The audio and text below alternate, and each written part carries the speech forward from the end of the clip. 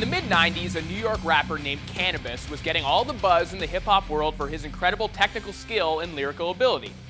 After earning the respect of the Wu-Tang Clan, he released a song called Second Round TKO, dissing LL Cool J, and it was all but decided that he was the second coming of Rakim.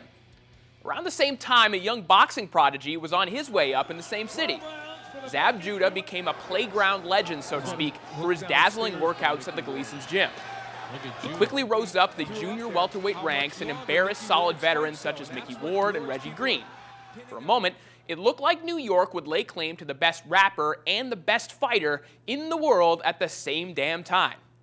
Unfortunately, it never really panned out that way.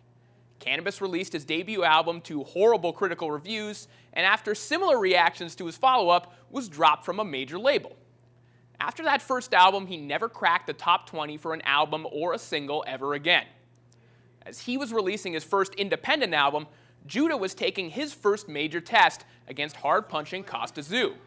In a highlight that would be chuckled at for many years to come, Judah was staggered and stopped shockingly in the second round.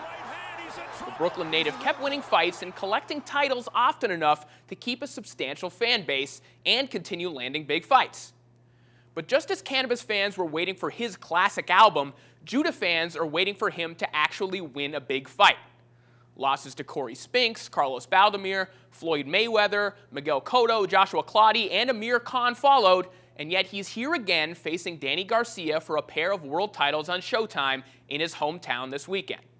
Judah maintains his devotees because of his blazing speed and substantial power.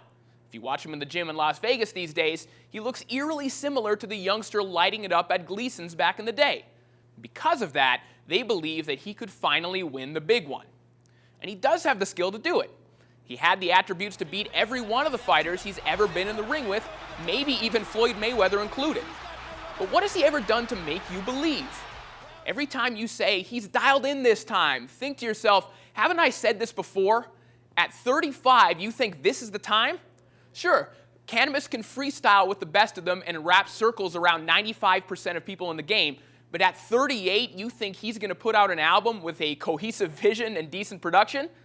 Against all reasoning, you'll find disciples of both men online every single day clinging on to hope.